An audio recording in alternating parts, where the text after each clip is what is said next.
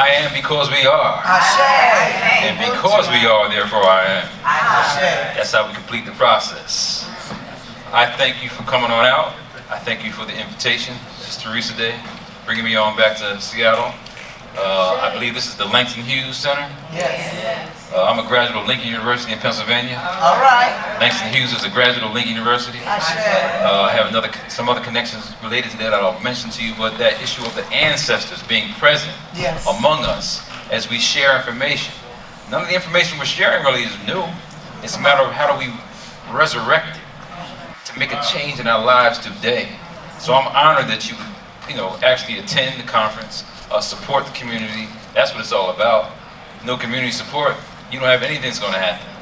We've been disconnected for so long in terms of our history that now comes a time that we must put our history on the forefront, not waiting for someone else to tell the story.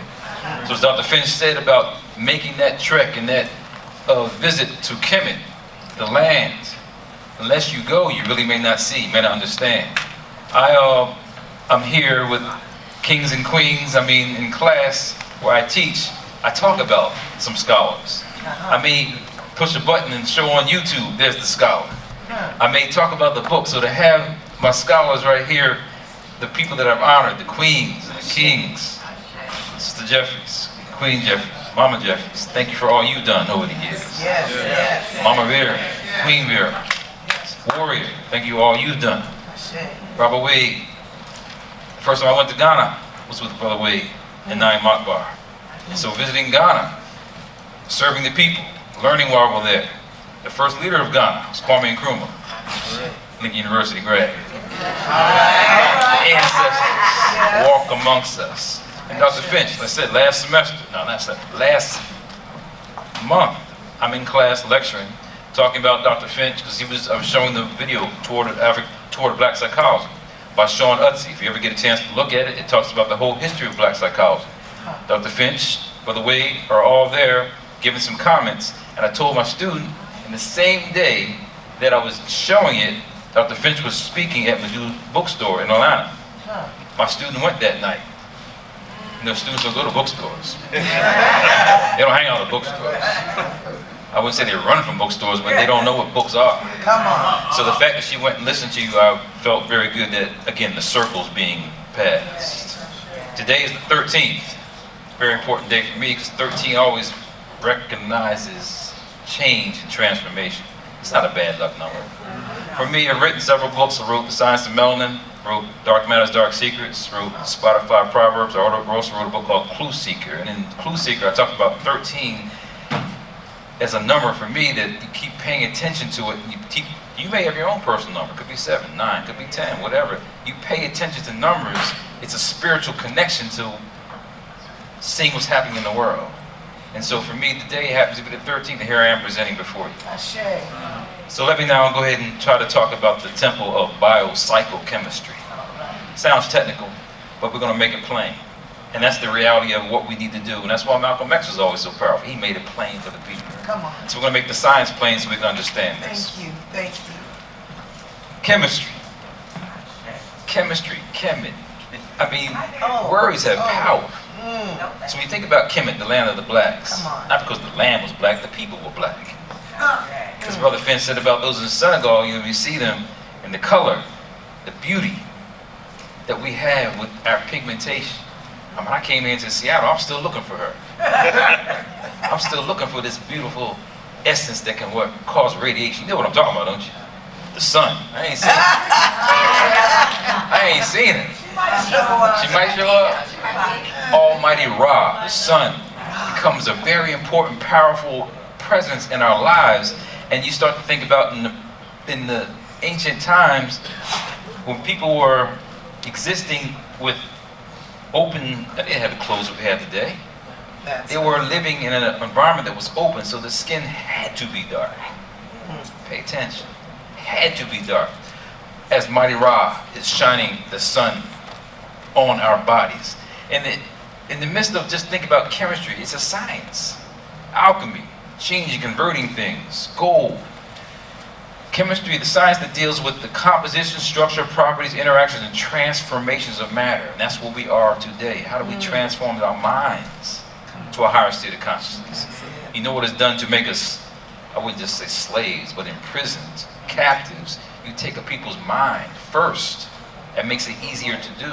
Transformation. So rather than just think about chemicals being transformed, think about your mind being transformed. So here you have an image that's written, it's just chiseled on the walls where they're mixing chemicals and they're using all those medicinal plants that Dr. Finch just talked about. They mastered that way back then. So for us today, to now go to Walgreens or Rite Aid to get some echinacea to feel good. Okay, well they got it in there. It does work though. To get some echinacea and some, golden seal root. It does work, you know. So they've taken our stuff now, put it in the bottle, and now marketing it rather than us acknowledging that we created that. Come on. Science. Can you, next slide, please? So, as I would like to explain, I also got a chance to travel to Kemet this summer. I was in Kemet on my birthday. I was in Ghana on my birthday. Actually, was able to be in Brazil on my birthday. So I figured out all these times that on my birthday, I'm here searching for the ancestors, the answers they're trying to provide to what make a change in society. So, as I'm, again, able to just try to transform the knowledge so we understand it, we all have a purpose to play. I just feel as though with those birthdays and being present in certain places, it really has some significant value. So when I was in Kemet, seeing the walls and seeing the images on the wall, that's basically incense burning right there. We know about incense and how they have a certain way of impacting our emotions. Well, that's aromatherapy. Aromatherapy is big today in terms of how people look at lavender and rose and these types of chemicals that can have an impact on our consciousness. On the temples there, they have it written. They have it etched in. So chemistry in the temples, it's all there for us to see. Next slide, please. As we move to contemporary times and thinking about us and our diets, we don't eat the way we used to do. When they built those pyramids, they weren't just eating meat all the time. They were eating certain elements of life that allow them to have the sustenance to what create and build and think. A lot of the things we eat today is dead, therefore you have dead thoughts. You're not eating life-producing materials, life-producing entities, therefore your body's not going to be life-oriented. Think about that. That's a blueberry. Blueberries have pigments. Blueberries are one of the most one of the most potent food items that has antioxidants. That's what your melanin on your skin serves as, an antioxidant. Your melanin's in your brain serving as an antioxidant. So we keep hearing that thing about black don't crack. What's that all about? That's about that melanin. Speak a little louder. Speak a little louder. That antioxidant is something that's important for what? Keeping your body fresh. So your body has something natural that keeps it fresh. That's the melanin. Pigments in food items. You consume them, it also helps to fight the bad products, the bad elements like free radicals that should not be in your body. It fights that. Next slide, please. Blackberries. Berries, pigments. We keep running from blackness. Guess what? In nature, blackness is everything. Tell the truth. So you think about a blackberry, blueberry. If you actually took even the strawberries, you sit it out there in the sun, whenever y'all say it's coming out here in Seattle, you leave that there in the sun, and you just let it sit there, and then you eat it after that, you feel that burst of sugar. What's happening in your body? You know you feel much better when the sun is shining. On a gloomy day, you might feel really gloomy. Guess what? That sun is shining, it has impact on your essence. Something's going on a spiritual level, so we have to start understanding that. But again, medicinally, when you eat, you feed yourself. You gotta feed yourself the right things. Next slide, please. That's what I had yesterday, fruit salad. I say fruit soup, fruit salad, whatever you want to call it. I put some fruit together. Got my blackberries, got my bananas, got my grapefruit. Dr. Finch said earlier about vitamin C and onions to resolve problems with scurvy. So guess what? Vitamin C, lemons, anything that has vitamin C is going to help out with the body. Guess what? Vitamin C is important for the biosynthetic pathways for your neurotransmitters. That is the conversion of your the things you're eating, like your amino acids. Then as it breaks down and get to your neurotransmitters, like your dopamine. If you don't have vitamin C, it does not help out with the conversion. So vitamin C becomes more than just keeping you healthy during the wintertime months.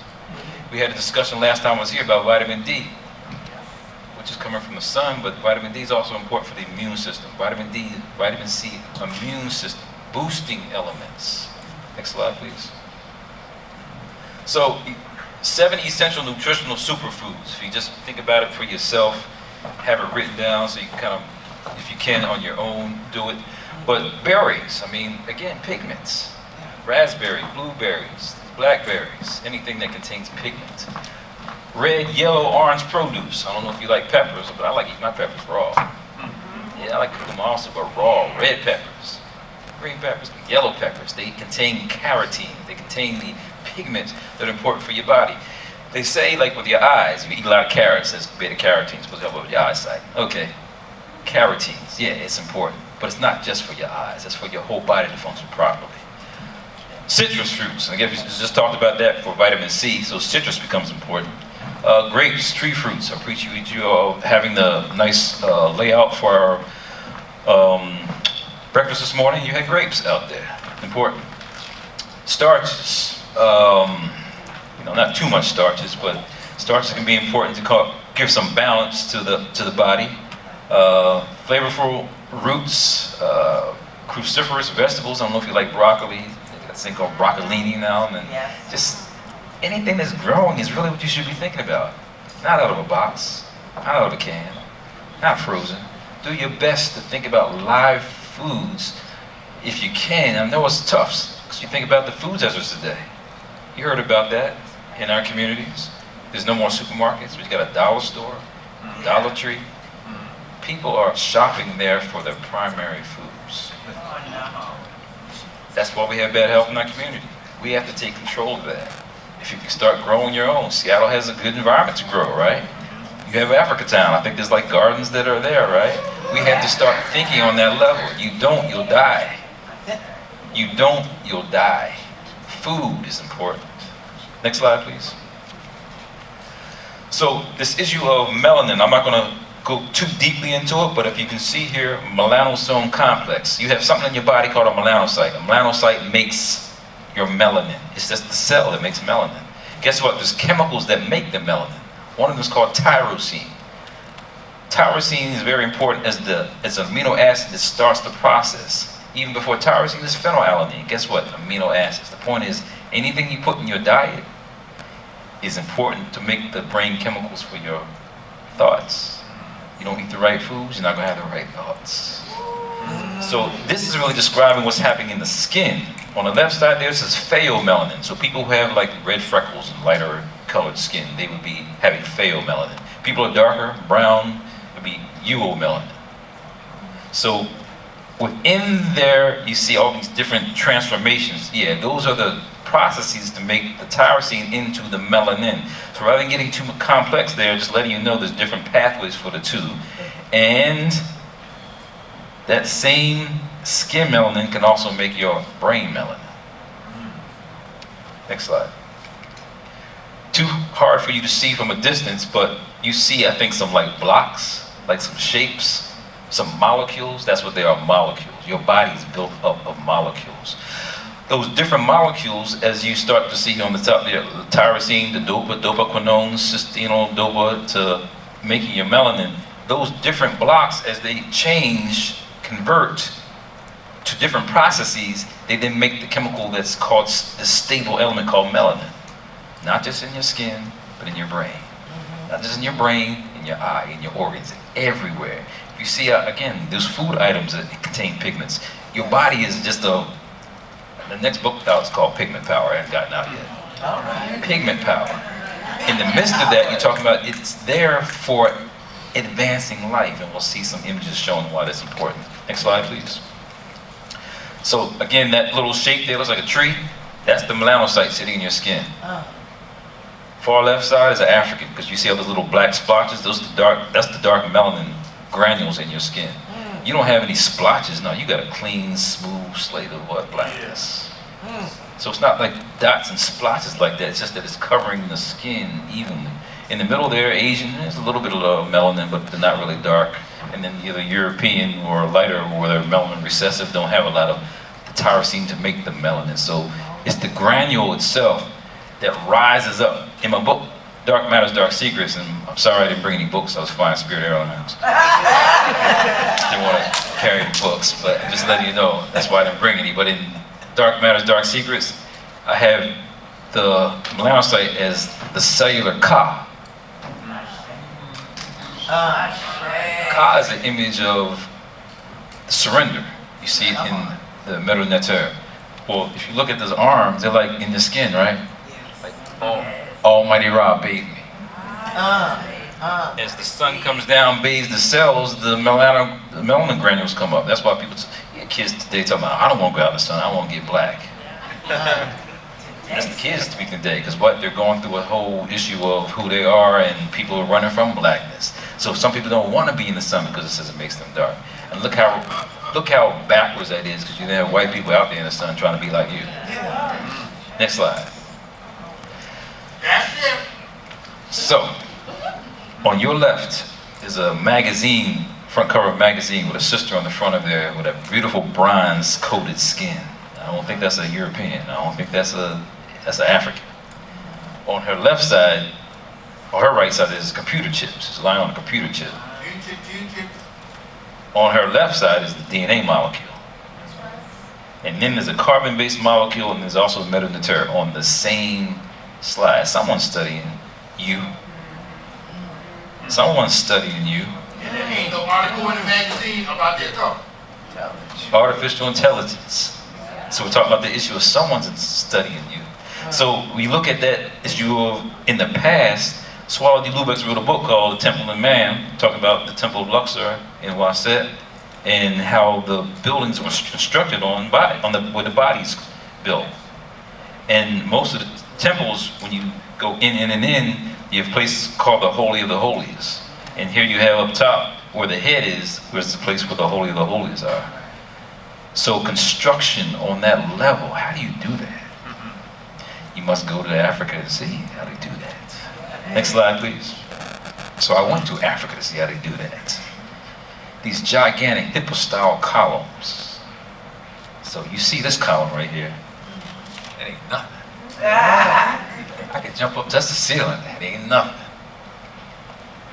Can y'all even see me in the picture? Can you even see me in the picture? How do you do that? You see the column?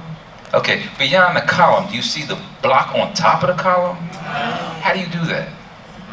This is a temple survived over time, which means we don't even see what the real temple looked like. So the point that I'm making on this is, as I went there and traveled, and I'm seeing it, I'm walking through it, as we've already told as our elders have reminded us to go and see yourself. Imagine these Europeans or foreigners or invaders coming in like, my goodness.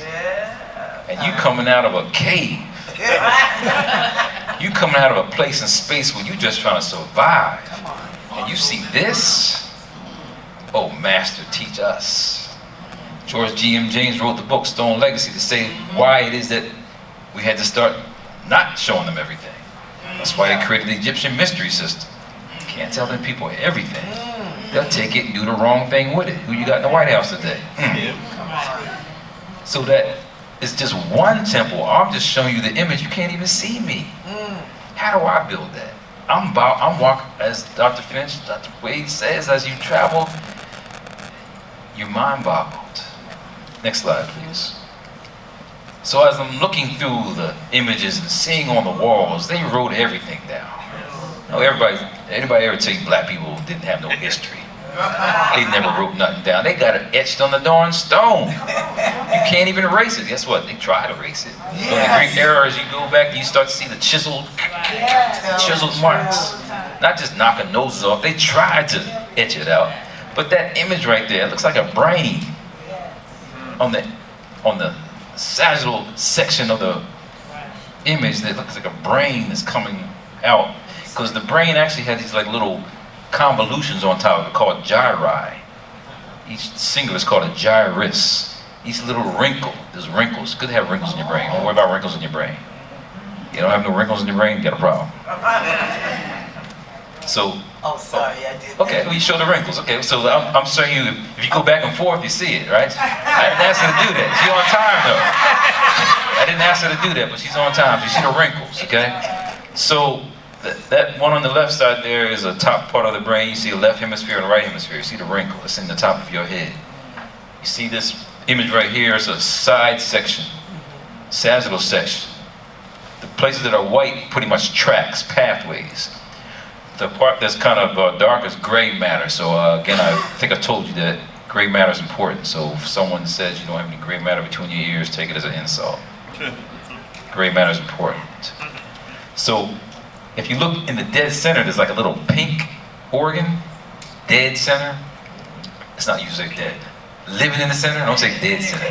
Living in the center, that little organ right there is what? Pineal gland. Dead center.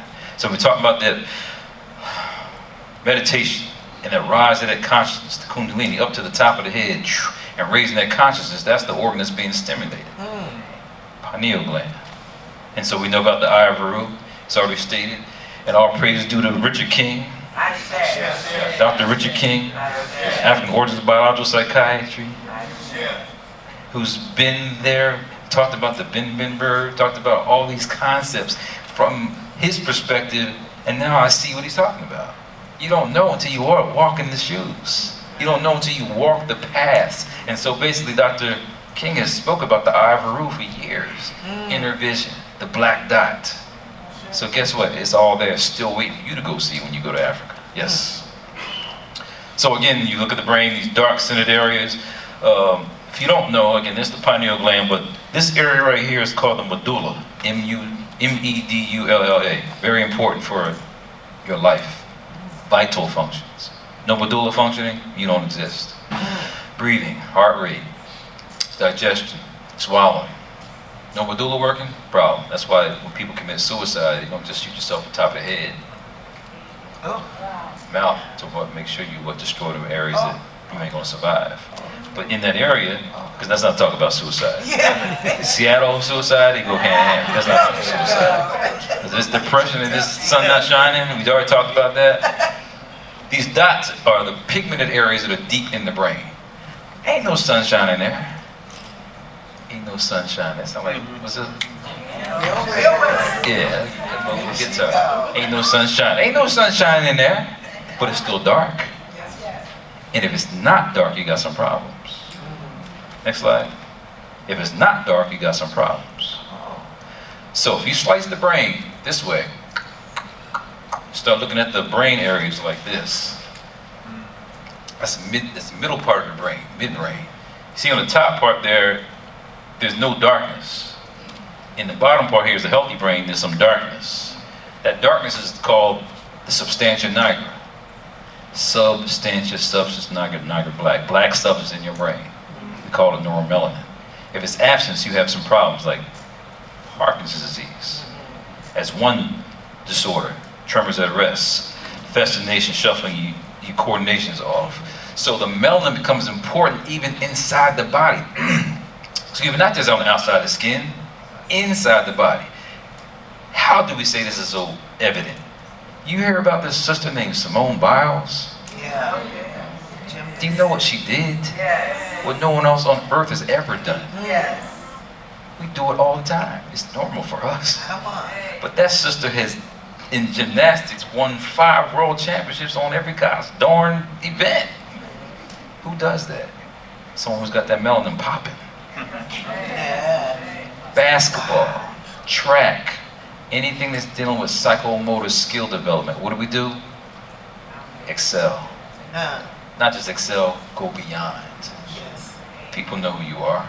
You just don't know who you are. Come on. Now we get caught up on all these ball games, and that's the game that's being played on us. So the issue of it is us being and knowing who we are, we can take stuff to a whole nother level. Because if you can start to see what happens when things are missing, what happens when it's working right. Next slide. Back to Africa. Can't go anywhere else without going to Africa. That's what Afrocentricity is about. going there as the start. Molefi Asante started the first African American PhD program, Temple University, trying to push the message about Afrocentricity. White people get threatened, now they come up with multiculturalism. Yeah, come on. You got a lot of multicultural stuff going on in Seattle, don't you? Yeah. Some black stuff. It should be all black stuff. That's where it started. You know? Yes. Dr. Finch talked about people who traveled to Africa, Socrates, Plato, Aristotle, all these people. And look at the storyline, people. It says Socrates was persecuted by his own people. I read that in Brother Wade Noble's book called African Psychology. You expressed that to let us know Socrates is persecuted by his own people. Why? Because he was teaching a strange doctrine. Coming back to his people, touching that. That's a black thing. You wouldn't understand. Oh. Persecuted by his own people because that wasn't his stuff. So when you go down to Africa, you start to see the temples. Edfu, you said, Dendara, Karnak. And I want to show this because as you walk in that's a gigantic temple. I mean, go inside, there's more Hitler-style columns. But, can you do the next slide? In the basement, now here's a little center that you created right here. Okay, you see some windows. That's out of stone. You go into the basement, a little 3-foot corridor to try to get in there. Okay. You come up into that. You come up to this, and you're seeing these images carved out on the walls, and you're like, how do they even get down there? Okay, because it must have been maybe built first. Built things in on top of it. Because then you start thinking about what kind of tools did they have to do this? You're scratching your head the whole time you're there walking through Africa. Next slide, please. So on there is one of these images you've seen in some other books. Yeah. But this is where it is, deep down in the corridor of this temple. Looks like a light bulb to me. It's lit up for me to see right there, for you to look at, but they didn't have no light bulbs like we have today. Or no fluorescent light bulbs, but they got this place lit up so you can see and walk through it. That's in the basement of that gigantic temple. So to see on the walls, like a snake, as like a filament, like a lotus flower on the end, holding it up. You got the djed, something else related to electricity. There's a whole lot you don't know. And they wiped it out so you wouldn't know. Our ancient African ancestors put it on the wall so you can try to remember. But the text has been gone to not let you know who you are. Next step. Next slide. So then you go to the Giza Plateau and you see these gigantic pyramids. They weren't really called pyramids. Berkut? Mirrors? Berkut. So again, if we start using our own terminology to describe things, it makes it easier for us to start re-establishing ourselves rather than what the Europeans said the names are. So these gigantic, colossal, monumental, I mean, there's no words to describe it unless you see it. Because the blocks, I mean, I was walking around the temples and I seen some heads that have fallen off. I'm trying to move the block. I can't even move that. I can't even nudge that. So how do you now construct this? In your mind, you can do whatever you want to do. So back in the past, as they were doing, they were dealing with mind studies. There has some of the technology that was working on a mind level to be able to move things like that. So you see walking up towards the entranceway, and then, next slide, walking into the pyramids. Even on top of the pyramids, I asked one of the Egyptian tour guides about why the capstone's missing. He made up some crazy story, because they got all that crazy stories that the Egyptian guys be giving you. For example, you know what an obelisk is? Technu. It's like the symbol for God Osiris, the phallic symbol. I heard this guy telling, oh, that's a finger going up for you to be quiet before you go to the temple. That's what the guy was telling the tour group. So the reality is that you got these Egyptian guys that are just telling stories but not knowing the history, because it's not their history. So again, looking at those were black pyramid capstones, black on the top, close to Mighty Ra, because those pyramids were energy sources, energy centers, distributing energy to the whole community. So the top is black. That's in the museum, the Cairo Museum. black capstones, just 2 that they stole or 2 that was found. That who knows what the rest of them? Because some people say that they were told that in the past there was gold in those capstones, so people stole the capstone looking for gold. But those are black capstones. Next slide. Okay. Next slide. So that's going into the pyramid, up to the king's chamber. Hot. Claustrophobic, some people can't do it. Next slide. This is walking up to the king's chamber. You see a sister right there walking through. Her name is Crystal. Walking through the granite to get to this king's chamber. That's me sitting in the king's chamber, sweating profusely. Some people, I guess, are not equipped, and able. It's going to be kind of tough. But as I'm sitting in there, I took my phone, compass, directly north, directly west, the 4 walls, directly south, directly east. I can't even, if I turn the compass on here, this might not even directly.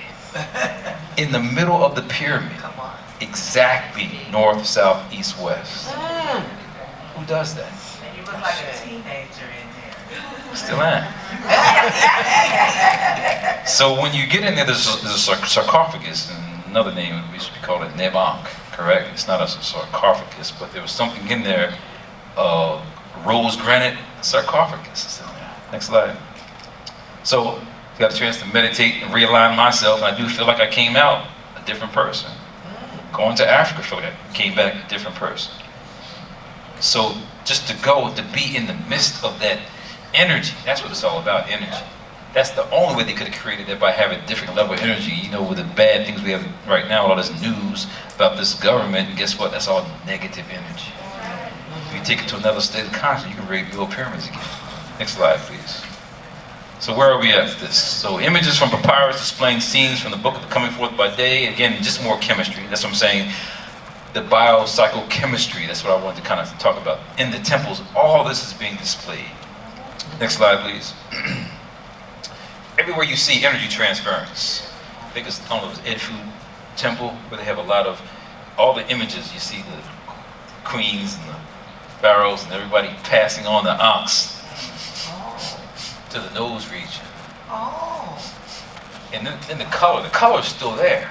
You know what I mean? You go on the top of the ceilings. I don't know if you ever built a house, or painted a house, but you know, like stucco ceilings, and then paint the ceiling. I'm not stuck in those ceilings. It's hard. Just paint the ceiling. Oh my goodness! You know how tired your arm gets doing that? They got images all etched in the top of the ceilings, and the paint's still there on some of them. So the issue is again about the energy transference, the ankh, always around the nose. Next slide, please. Energy and light. Energy, light, again, passing on from the sun. Without chlorophyll, there's no plants. Guess what? Without melanin, there's no people. That's why global crisis is going to kill some people more quickly than others. Love your melanin. It's getting hotter every day. Love your melanin. No matter what part of the planet you are, things are changing. So that skin, that photo process is very important. Next slide, please. And then our ancients understood that. I use it on the cover of one of my books because the reality is with the sun. Akhenaten, praise Ra. He's considered to be the one that first thought about monotheism. So in the midst of the rays, you see the skin coming down, the rays coming down onto the skin, there's hands. By the nose, it's the ankh.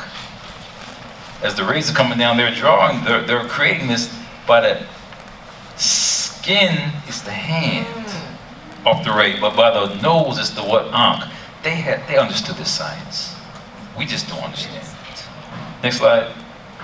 And so going to, this is my highlight of the trip. Going to Abu Simbel, which is really not Abu Simbel, we should be calling it Ramses, beloved of the moon. Abu Simbel's named after some white kid, so I hear. So in that context, we don't want to look at describing our places because white people says what they are. No, let's go about the ancient names. Ramses II. What's deep about this is down there in Aswan, close to Sudan, close to, you know, it's Africa. Ain't no Europe, you know that's Africa. So we flew into Cairo, went to Luxor, went down to Aswan. Now this battle that's all on the wall happened way up in Syria. You know how far away that is? A long way. But he went back to his roots and said, well, this is where we came from. They built this out the darn mountain. You don't understand it until you see it. I'm going to say you don't understand. I read the books for 30 years. And I mean nothing. You go there, oh my goodness, now I see. You can read a book, don't mean nothing. You go there and see, it changes everything. Next slide. So you saw that entrance of the temple. This is now the light shining way back to the Holy of Holies places. So I got a chance to be there during the same time that the light was shining straight on through. So that dynamic, they constructed all this because they studied the planet. Yes. We don't study the planet anymore. We don't study the cosmos anymore. Next slide, please. So in one of the temples, you got the light beaming down. They got little constructions where, you know, they got light coming in. And seeing the light is where you need to be. Seeing the light coming in. Seeing the light is what you need to see see. So light's coming down. I just put this picture there because that's me in Hawaii above the clouds. So down deep now right here above the clouds. How many people can get above the clouds and still be alive? Above the clouds. Next slide, please. So knowing thyself is important as we conclude. On the temples, you know, you're walking around, you start seeing, trying to find the black images. There's unquestionably a black image, ain't it? Big Nubian nose. That's definitely a black image, ain't it? So as you walk around, you start seeing things, because again, when you go to museums, they show you what they want you to see. In the basement in the back. And actually moving the Cairo Museum right now, so a lot of stuff is being reconstructed and moved around. They're moving it to another place. It looks like the Mercedes-Benz Stadium in Atlanta. I mean, like a big complex outside, like some, it's the stuff inside is important though. And they've had like armed guards outside of some of the exhibits? Yes, where you can't get in. Yeah, I don't want you. Yeah, and as we walk into some temple, you see like this, some of the places are cordoned off like with, like prison. Yeah. Prison we call it, bars, and because you ain't supposed to go down there. So again, on the left side there, just the back slide real quick. On the left side there is some books. In the deep middle there's Start of Deep Beginnings. I don't think I have your book there, Dr. Wade Nobles, but yes, it is. Saku is up. Saku's up there? It is up there. Yeah, Saku is up there. Okay, you are up in there. All right. So what I'm saying is, I can read, you can read, and I got all the books. But then I came back and read more, because now I understood what Dr. Ben was saying. Yes. Dr. Ben's books are kind of challenging to read, but when you now see what he was trying to get to us, he just had to get it out to us, and he was writing it like that. So now when you come back to reread, it now crystallizes, yes. Yeah, no, he said Read. Read. So all I did was just put those up, because those pertain to what I had just saw. Next slide. So that's part of my library. So the bottom line is that some people I know seen the books like, are those real? No joke. People ask, are those real? What? Yeah. They don't believe real books that really exist. What? Or people read. I said, no, it's a fold-down bed. You know, it comes down like, you know. So basically, knowledge is power.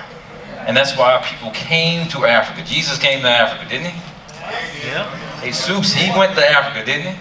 Because everybody saw what they had and what they were doing to change the world. It comes down to you. You have to do that. Knowledge is power. Next slide. So, for 5 pillars of brain health, as we deal with this knowledge piece, move, exercise. You know you got to get around. You can't just sit. Relax. Stop concerning with the drama. You got a lot of drama here in Seattle. I know. I think it's because the sun don't shine enough. Drama. People got to work together. I mean, just cut the small stuff and build to do other things. Eliminate stress. Nourish. Eat well. We just discussed that. Appreciate you having some grapes fruit for the breakfast. Discover. Think. It ain't illegal yet. Think. It ain't illegal yet. And then lastly, connect, socialize. I mean, if we're here, it'd be nice to have more people. I mean, you did an excellent job putting the information out, but it's like some people really don't know and don't care. How do we make them know and make them care? We gotta socialize. You don't talk to people, guess what? It's not gonna happen. So for me, I do, the next slide, I play tennis. We actually won the championship last year, or the city championship. So I feel like black superheroes. You know, you don't think about black people playing tennis. Nah, black people. I've been to Brazil and they've never heard, some people never heard of the Williams sisters. black people, Afro-Brazilians, never heard of Williams sisters. Wow. That's possible. Yeah, because they don't play tennis over there. We were in Sudan. Aswan. A sister never saw a Black Panther movie. In Sudan. I mean, so, yeah, we have to be able to put out our own information. And sometimes, if we don't know we've done things, we'll never know. Some say, yeah, we play tennis, and guess what? I don't say that on, because Tate got me on there, but it's like, you know, it was all black team. All the teams are white, you know, because black people don't play tennis at that level. So it's like, rich white people beat down there, you know, that's how it was. So that's why I say black superheroes. As you conclude, I appreciate your time, and thanks to Sister Reese today for bringing and making this event possible. And the committee, thank you for your time. Thank you for your presence.